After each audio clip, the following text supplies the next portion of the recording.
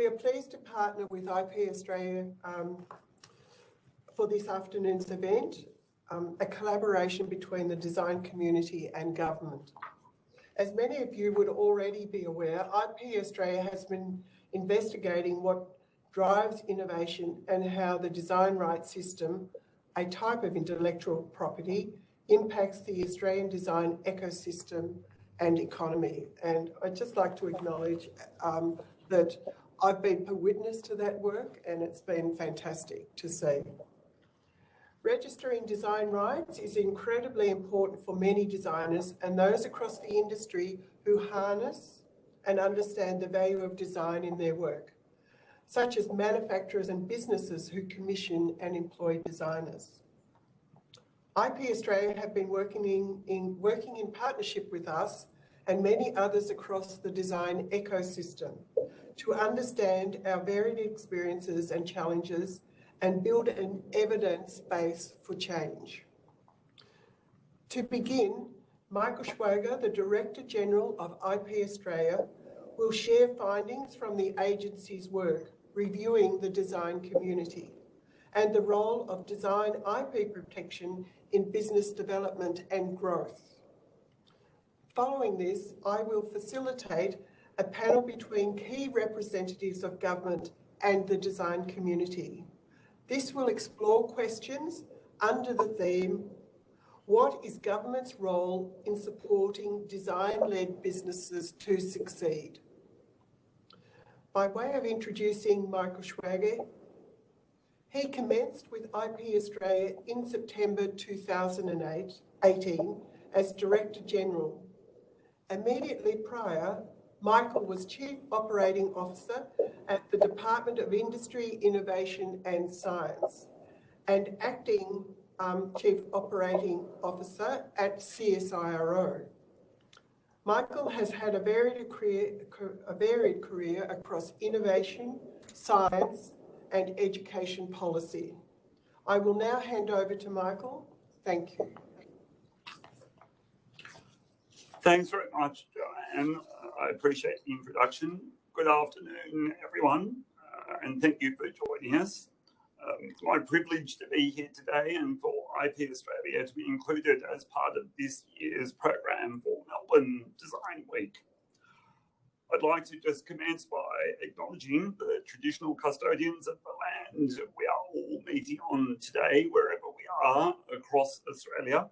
And I pay my respects to elders past and present, and I extend that respect to any Aboriginal and Torres Strait Islander peoples with us here in this event. This year, the focus area for Melbourne Design Week is community, sharing resources, collaborating across disciplines, and disseminating knowledge. Asking the question, what are the connections we need to be making and the conversations we need to be having?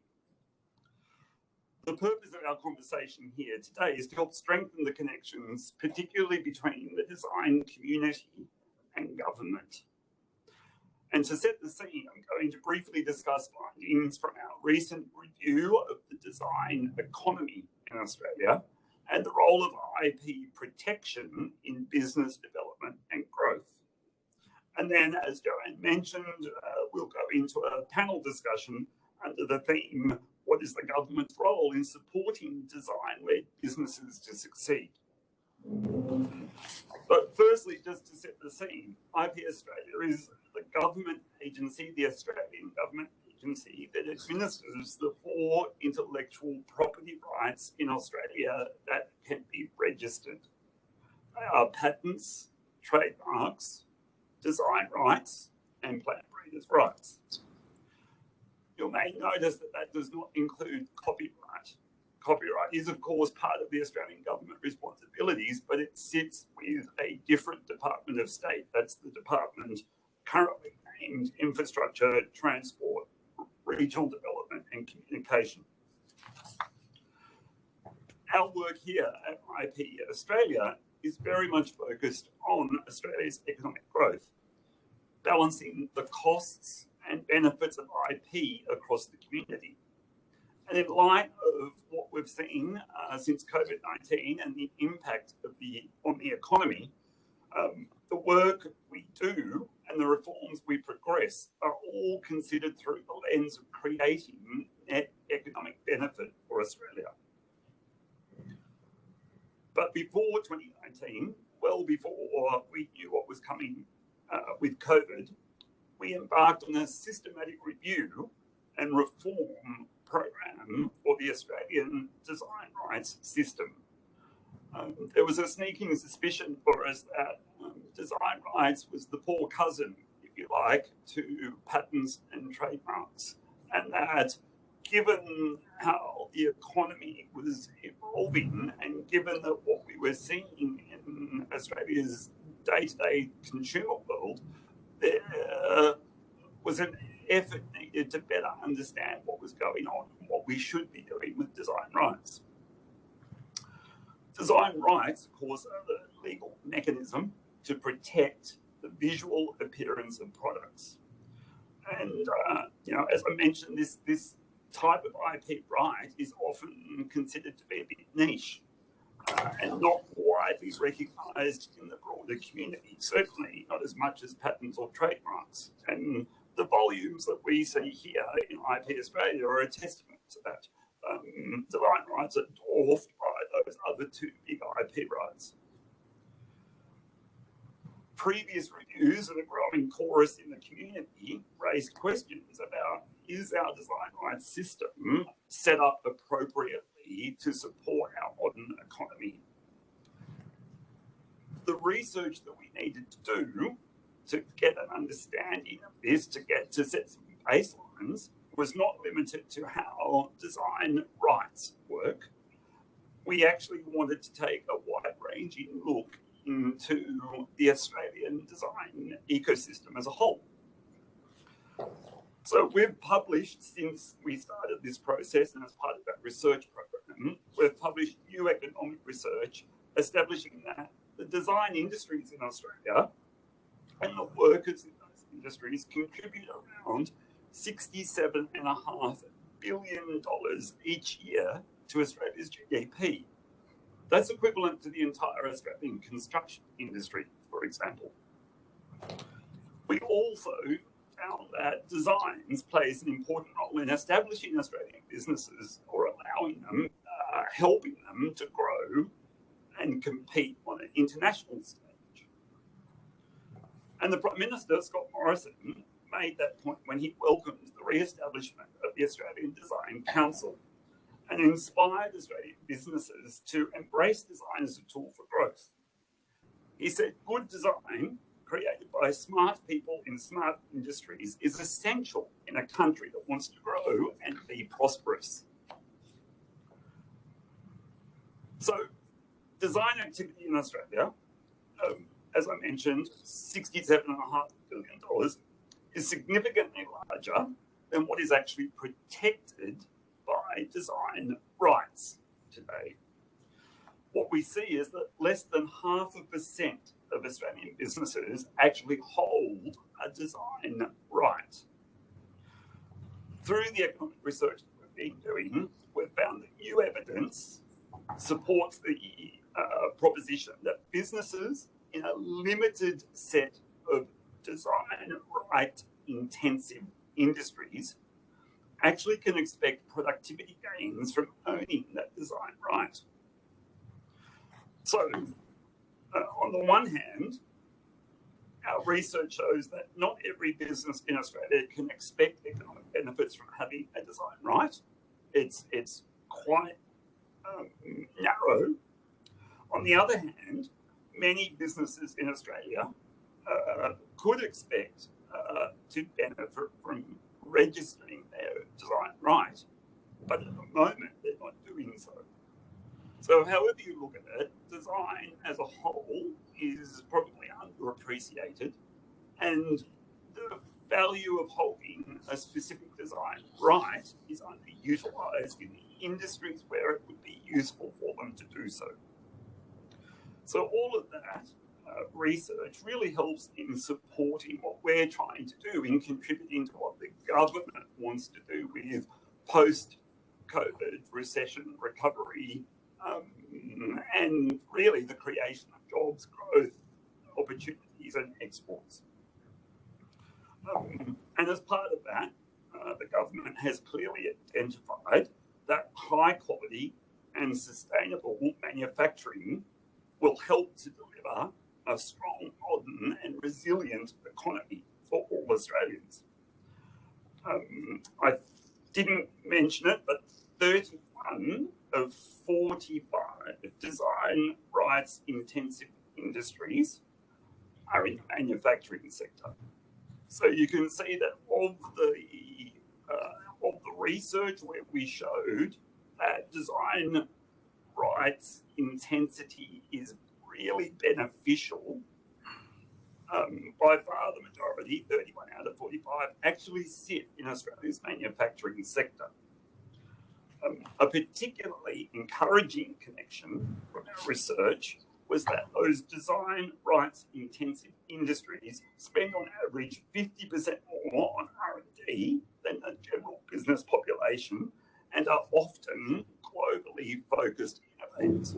So they're ticking all of the boxes in terms of what the government and economists more generally see as where we need to be targeting our effort to really accelerate economic recovery. So there's plenty of opportunities to increase that engagement with the design sector and with the broader economy. Other aspects of the research that we did were much more focused on the experience that individual designers had, and we held a whole range of interviews and surveys across the design community. We wanted to understand exactly how design development works in Australia, how ideas become the things that connect us to each other in the community and around us. And secondly, we needed to understand the connection to our interface here at IP Australia. We wanted to know how design-led businesses sought to protect their ideas and the pain points and challenges that they faced along the way. In doing that piece of qualitative research with the industry, it became pretty clear that awareness of design rights is pretty low. For example, only 2/3 of participants in one of our design industry surveys said they had even heard of a design right. Meanwhile, almost everyone in that same survey had heard about copyright, trademark, patents.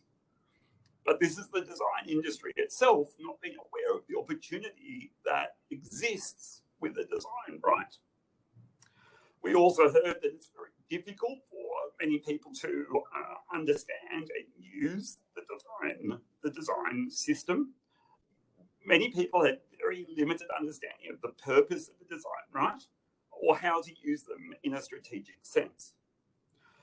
Those that did try to use the design right system found the registration process difficult. It was challenging to work out how to reconcile the use of a design right in practice, especially given the iterative nature of the design industry. So that was just a quick overview of what our research program has demonstrated. When we kicked this off in 2019, we wanted to get that research right. And we issued a range of research reports, all available on our website. So you can get into much more detail about the methodology and the discovery and who we talked to. But I just wanted to capture those key overviews of what we had discovered. And then we go into, well, what are we going to do about all of that? So as the research concluded, we'd obviously identified quite a few issues, as I noted.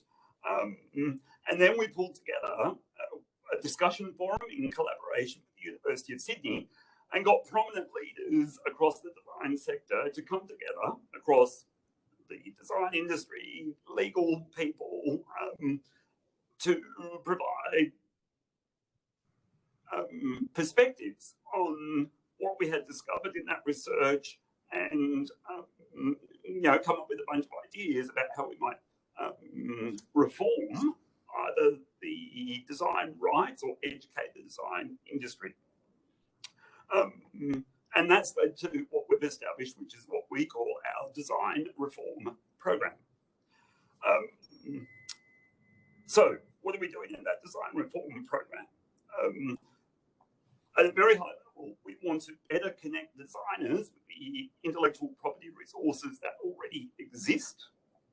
But the second strand is to make sure that we engage with people across the design community to help shape the future of the design rights system to support the jobs and growth that the government is trying to create.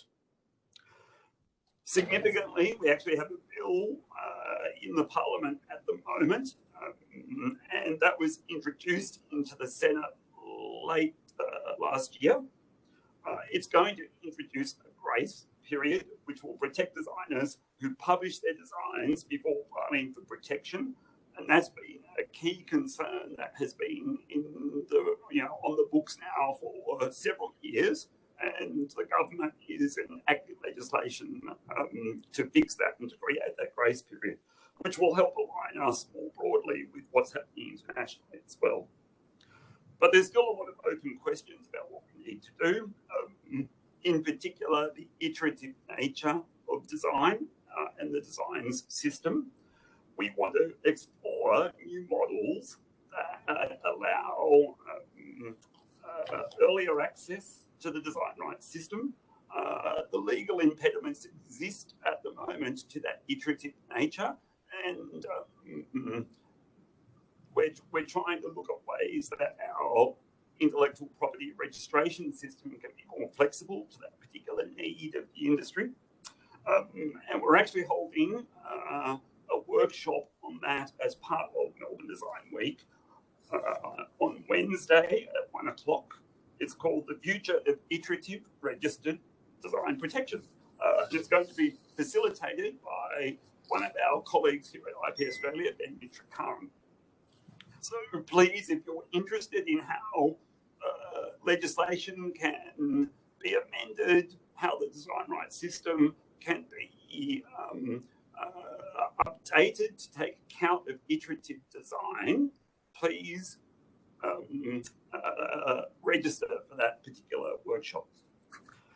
We've also partnered with Swinburne to conduct research on whether expanding design rights into a virtual design could stimulate further growth in these in virtual design industries.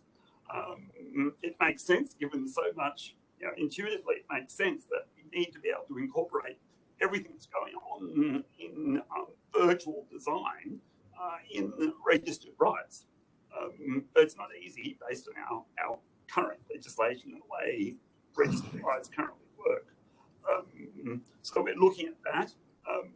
And there's been much support in the design industry to look at how we protect parts of designs as they currently stand, rather than the whole product. This is often related to signature features across many products, such as a distinctive trim on a collection of fashion items or a particular handle or leg of a product. Many of our key trading partners, the European Union, UK, the US, Canada, Singapore, Japan, South Korea, so all the big guys, they already offer both virtual and partial design protection in some form.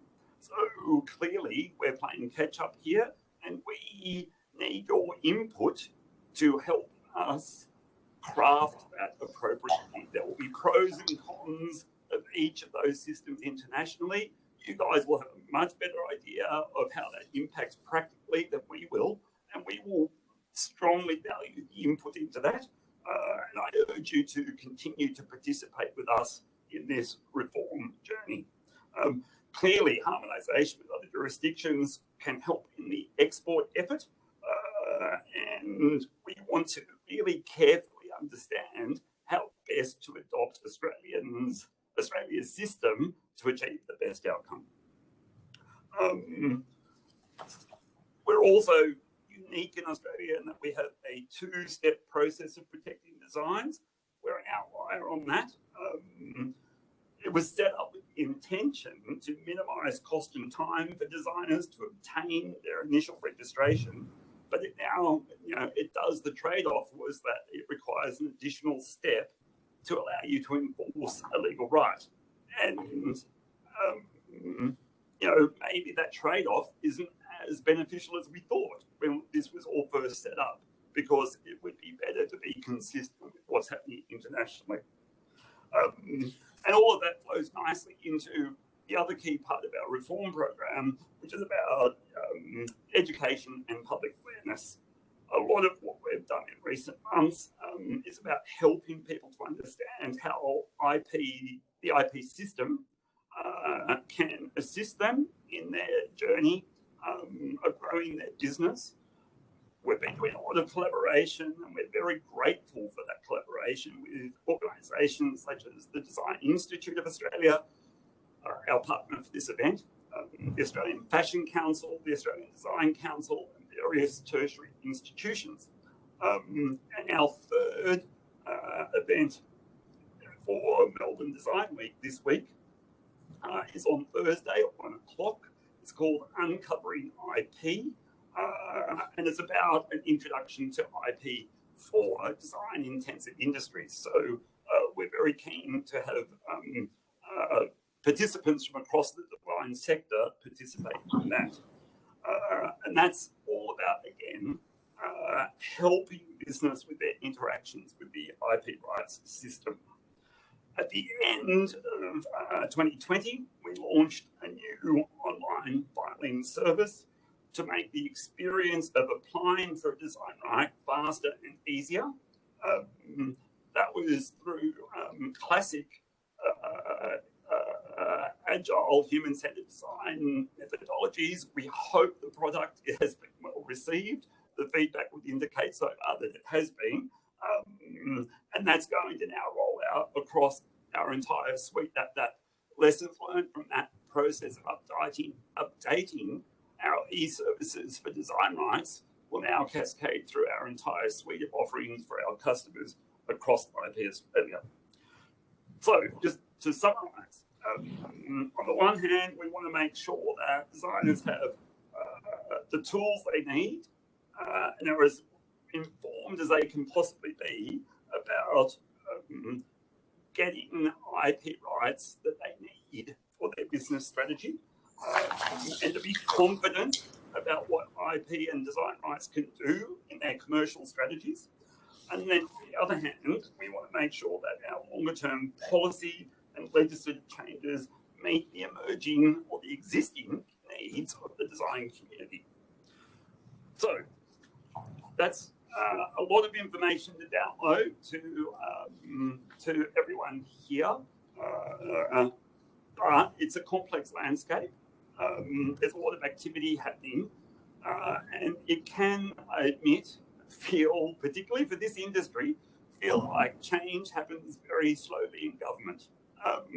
I'm very conscious of that, and we do appreciate the engagement we've had from everyone to date. I would urge you to hang in there. The intent is real here to make sure that the design rights system in Australia is fit for purpose. And it's by only getting that information from you that we can make that assessment and put that argument to government about what is the best fit for purpose system for Australia. So thank you for being here and ready to participate. I look forward to the panel, and Joe, that's pretty much it from me in terms of opening comments. Thanks. Thank you, Michael. That was fantastic. And can I just reiterate that now is the time for the designers to have their input, as you were saying. And a lot of the information that you were talking about is already available on IP Australia's website. And we thank you for your willingness now, because I think we first started consulting back in 2019. So this has been a long process. Before we begin this panel discussion, I'd like to introduce you to our two other panellists, Dr. Brandon Gien and Nick Purtell. Brandon and Nick, would you like to turn your cameras on? I can see you, Brandon. Nick? Yep, thank you. Dr. Brandon Gien is founder and CEO of Good Design Australia and chair of Australia's annual Good Design Awards, the longest running design award program in Australia. He has spent the last 25 years advocating for the value of design to improve our social, economic, cultural and environmental quality of life at a national and international level. Nick Purtell is the General Manager of Modern Manufacturing Strategy at the Department of Industry, Science, Energy and Resources. With 20 years of experience in government, he is a public policy leader spanning foreign policy, public administration and domestic economic strategy. The theme of today's panel discussion is: what is government's role in supporting design-led businesses to succeed? To reiterate points highlighted in Michael's presentation earlier, we know design industries and workers make a significant contribution to Australia's economy, and that design plays a vital role in Australian businesses growing and competing internationally. So I'd like to ask each of you to consider this overarching question from each of your perspectives. What do you see as government's role in supporting design-led businesses to succeed? Michael, would you like to answer that first? I'll give it a go, Joanne. Thank you. The role that we have in government is very much about making sure that the tension is right in the system. The government wants to encourage innovation and development and commercialisation and new products, and we want people to be confident that they can invest in that and reap appropriate rewards. And so the trade-off of encouraging that is to provide that monopoly right, that design right, to give people protection against in the marketplace, to give them monopoly to make the most on that. That's always a tension, because the government's broader objective, of course, is for innovation to spill over across the economy for everyone to benefit. So it's an economic contract between the government on the one hand and the businessmen on the other. And that's always going to be a point of tension, and getting the balance right about exactly where the bleeding edge of what's appropriate is right for the economy. And this is why right now some would argue that it's not in balance, it's not correct at the moment, because, for example, you don't have the virtual, you don't have the partial, you don't have the iterative nature of the actual industry taken properly into account in what we offer in terms of that monopoly right. So it's getting that tension, that tension point right, and that's why it's so important for the industry to work with us to hone that economic contract and the terms of that contract between the government and the business person, so that we can be confident that we, the government, are encouraging the appropriate amount of activity, and that the reward that we set up through that contract for a right is actually going to be harvested by the business and gives them an opportunity to really achieve that. And I think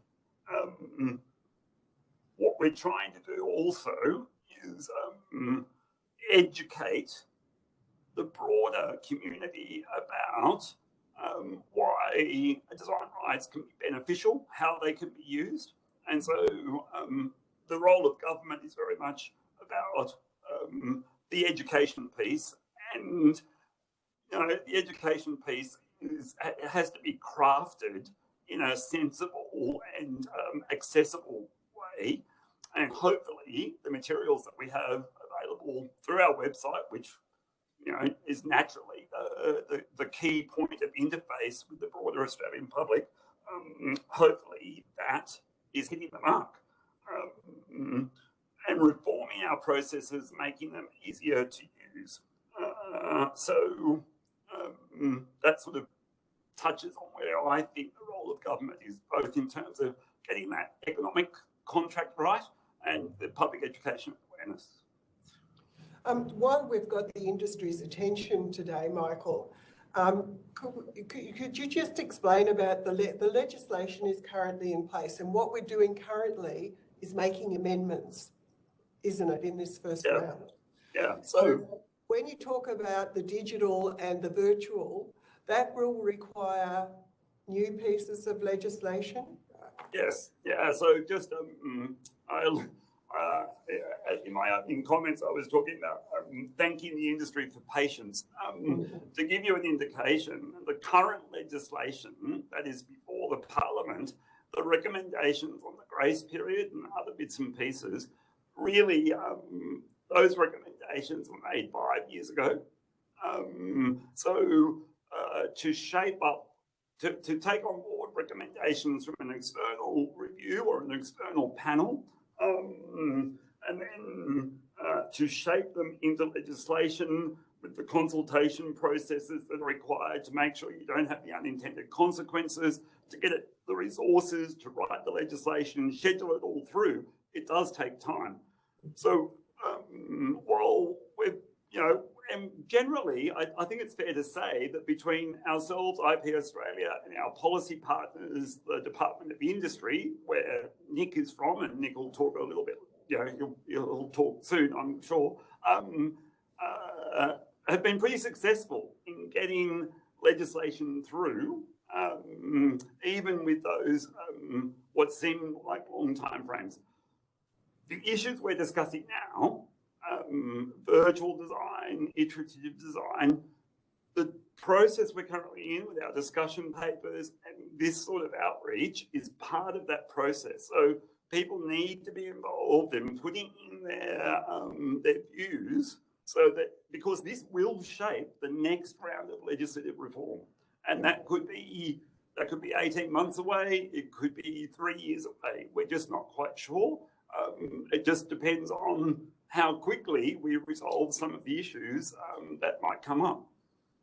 And thank you for clarifying that, because it's important that the industry understands that this work is being done now, and to get the change we want, they need to speak up now and not wait till after the legislation has been put in place, and there's implications for that. So you need good information now, and we need to tell you what needs to be fixed and what needs to be protected in the future.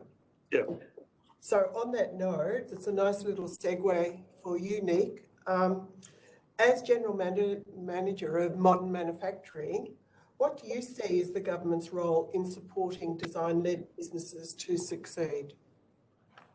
Yeah, thanks very much for the question, and I was very interested in listening to Michael give the overview of the answer to that question from the government's perspective. I'm going to go much narrower with the permission of the chair, and really talk about the role of design in the modern manufacturing strategy. So that's the strategy which the government announced 1st of October last year, and my team is responsible for implementing it. So when I look at it from the perspective of that strategy, I can see 3 ways we can help support design-led businesses on the journey that we want the manufacturing sector and the broader economy to be on, which is to commercialise more products, build more scale, and become more internationally competitive. So the first element, which I think is really exciting, and I hope people on the people in the seminar find it as exciting as I do. It's to recognise and celebrate the importance of design for creating, if we want to create an even more competitive and modern Australian manufacturing sector. And I really encourage people in your spare time to look on our website at the Modern Manufacturing Strategy glossy, which we put out in October. It makes it really clear that when we talk about manufacturing, we're not simply talking about production. Production is really important, but we're very focused on the smile curve. We're very focused on the way that businesses in Australia and Australia as a whole can capture value pre and post production. And of course, that includes design. And in some ways, I think design is the key link here because it establishes, certainly pre-production, that powerful link between R&D, which can mean lots of different things in different situations, and manufacturing. So I hope that you take the same amount of encouragement that I do from that very explicit, very strong recognition by the government about the importance of design. Now, the second thing we can do, which is perhaps more tangible than the first, is government has come to the table now as a co-investment partner in manufacturing. The Modern Manufacturing Strategy has $1.5 billion attached to it, and of that, the bulk of the money, $1.3 billion, is in something called the Modern Manufacturing Initiative. And what we're doing there is we are backing in investment proposals from industry into manufacturing projects in our 6 national manufacturing priority areas. And again, as I said before, that doesn't just mean production, that means pre and post production as well, including design. Now, of course, there are other forms of government investment out there you'd all be aware of. There are the debt finances like the Clean Energy Finance Corporation. There are other funding, grant funding opportunities like ARENA and the CRCs. I think there's now a really powerful suite of investment options. And the final thing I wanted to mention just quickly in the answer to this question is the broader policy landscape. Now, I think we're really lucky to have Michael and the team at IP Australia really taking charge of this broader policy landscape from a design perspective. But we're keen in the Department of Industry and Manufacturing Division to help there. And really what we see our job here is to listen to all of you, listen to industry, and work out across government where there are policy changes that can be made, that need to be made to help advance the strategy, which is, as I mentioned, industry-led. So please do feel free to reach out to us either through the design team at IP Australia or directly to us. We're very keen to hear your views on, if you like, the problems that can't be solved by the grant funding, which we're very focused on delivering to Australian companies. Thanks, Nick. That's fantastic, and I hope that our designers will take advantage of some of that money that's been put on the table. Brandon, I'd like to ask you, in your role, what do you see as government's role in supporting design-led businesses to succeed? You've had some exposure to a lot of our leading designers. Yeah, look, obviously, I've thought long and hard about this question, not only in this forum, but pretty much for the last 20 years. For a start, I think it's incredibly encouraging to be a part of a forum like this where we are actually talking to government. And hats off to you, Michael, and your team for the reforms that you're currently undertaking. And Nick, we've spoken as well with my hat on with the Australian Design Council about how we can embed design into the Modern Manufacturing Fund. I think the incredible thing here is that, you know, we now have a value of the design sector to Australia's economy, $67 billion. That's pretty amazing. So in answering the question, I think the first thing I'd say is we really need champions within government that understand what design is, and more importantly, also what design-led innovation is. We need many champions who actually understand what professional design is, and also the potential of design when we embed it into everything beyond manufacturing products, but the design of systems and services and processes, and right through to even the way that government designs policy. That in itself is an object of design. So, you know, if you think aspirationally, we need a person like this to be the Prime Minister. But initially, of course, we need people within government to really champion design as this strategic problem-solving tool, and then also understand that enormous potential that design has if we embed it across our society and across our economy. The second point I'd like to make in answering this question is again, you know, how does government actually lead by example in their procurement processes? How do we get government to actually purchase Australian design products and services? To me, that's really where we'll start to create this incredible demand for design. How do we grow that $67 billion? How do we double that? How do we triple that over the next couple of years? And I really see that starting with government and the way that they procure, you know, products and services as well that are actually well designed. Joe, as you know, through the DIA, we've got a world-class design sector here in this country. We've got some of the best designers, design thinkers, design strategists, and architects in the world. The challenge is, as well, is we've also got a number of businesses who are actually design-led. They get it.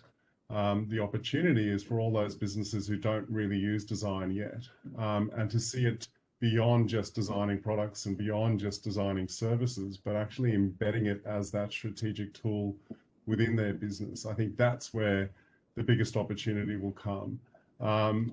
As an example, the service sector, one of our biggest employers, design is only really just starting to make an impact in that space.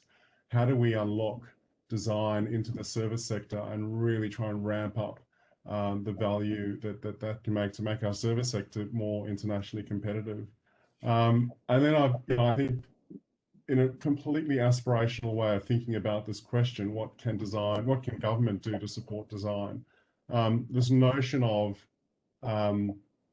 having a design minister, you know, how do we actually envisage that one day Australia, you know, can actually have a minister for design in this country, and for us to truly be a design-led economy where we have this overarching role. For me, that's utopia.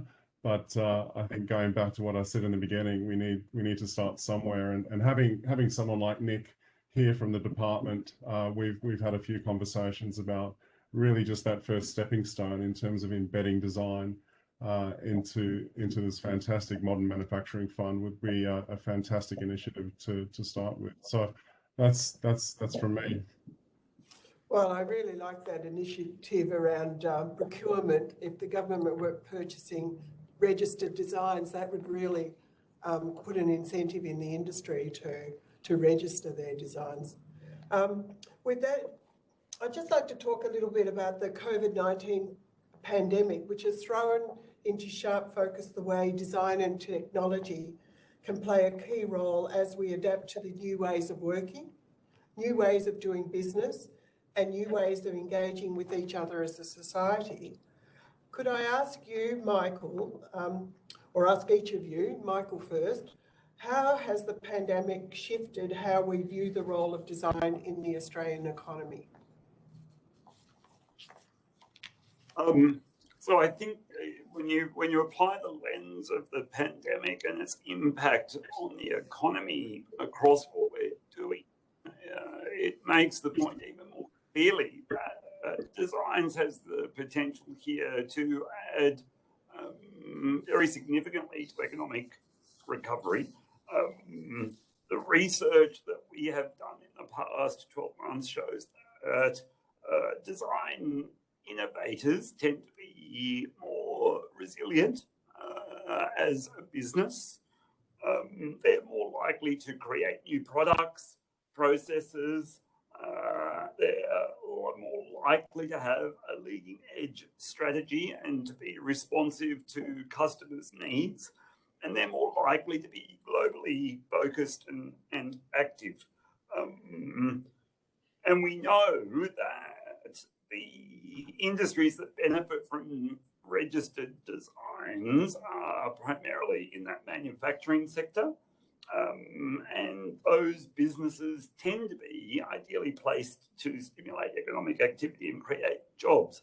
I think just referring back to Brandon's point about the services sector, if we can see that that is what's happened to the manufacturing sector, imagine the potential that design can add to profitability and export in the services sector if it's having that impact that we can measure already in manufacturing. And I suspect, the potential is there for design intensity in the services sector to accelerate economic recovery even further. So fully harnessing the value of the design industry in its broadest sense, I think shows how much potential there is in terms of how to view and position the design industry in the context of post-pandemic recovery. Okay. Nick, would you have anything to add to what Michael? I think Michael's covered it really well. Maybe just again with my kind of modern manufacturing strategy hat on, in some ways, the modern manufacturing strategy is a response to the COVID pandemic. And I don't just mean the newfound kind of realization about how fragile global supply chains can be. That is part of our strategy. But actually, I think more relevant for today's discussion is the fact that the way that Australian manufacturers pivoted through COVID really, remarkably and commendably demonstrated the importance of manufacturing for a modern economy. And also, I think, although perhaps this lesson is not drawn as often as that first lesson, the importance of design and the importance of the importance of design in having a nimble manufacturing sector. So all of that kind of learning from last year, I think, has fed into the policy work that went into the strategy that was announced in October. So really all I'd say, kind of to add to what Michael said, is that when we look at how to build a competitive and scaled up manufacturing sector in Australia, faced with the, let's be honest, ferocious international competition in manufacturing, like design is an answer. It's one of the big answers as to how Australia can be competitive, and we've got and competitive on cost, and not competitive on cost by cutting, which tends to be a death spiral for Australian manufacturers in my experience, but competitive on cost by investing in design and other such features and processes. And just to finish off by saying, I won't name any names. I'm sure many of you on this seminar are aware there are some just terrific examples out there in Australia of companies that do succeed, manufacturing companies and design-led manufacturing companies that do succeed through the strength of their design work in all sorts of different ways, in new industries like clean energy, and recycling, using recycled material and preparing for recycling, but also in more sort of traditional areas where you might say you can't compete with low-cost products from China, for example, and it actually is possible to compete in some cases if your design is good enough.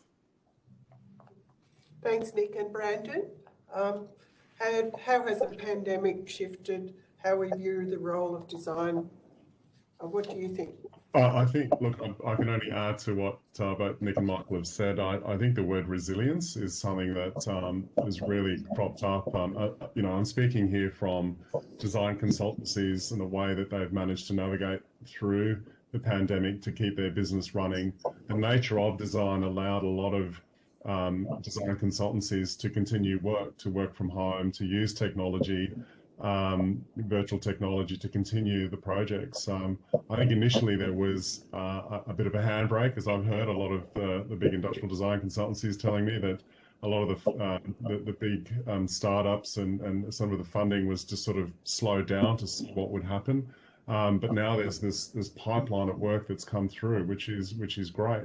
I think the other thing goes back to what I was saying about Australia having a world-class design sector. I think the way that we've managed as a country to come out of this pandemic also bodes quite well for our design sector here in terms of international businesses looking at engaging designers to do big projects for them. So all in all, Joe, I think we've managed as an industry to get through it really, really well.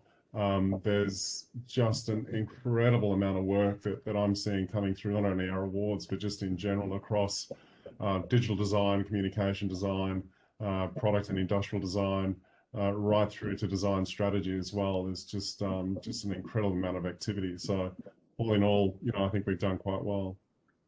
Yeah, and I would.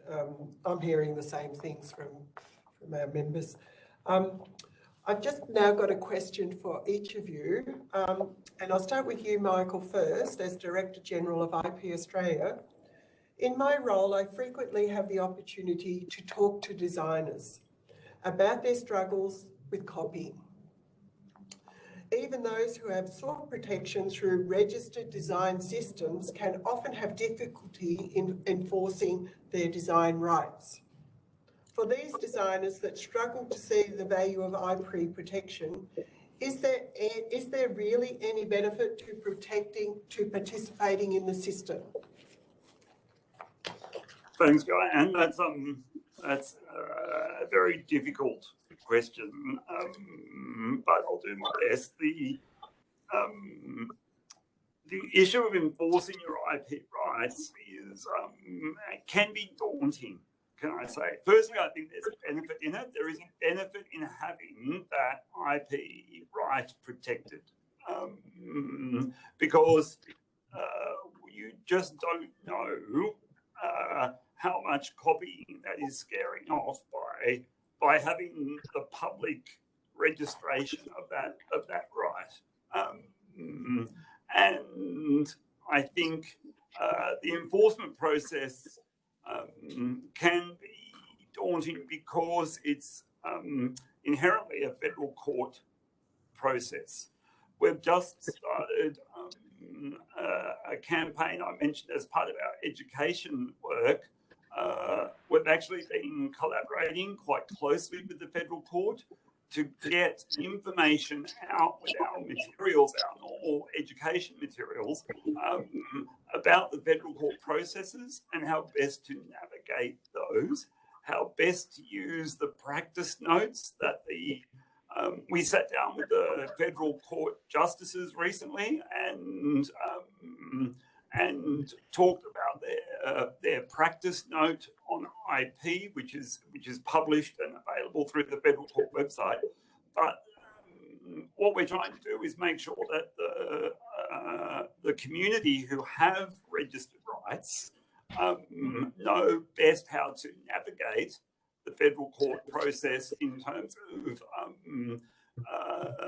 getting the most expeditious treatment they can of their particular case. There's lots of room for improvement on that, and there's a body of work that is in place through a review of SMEs' access to the patent system.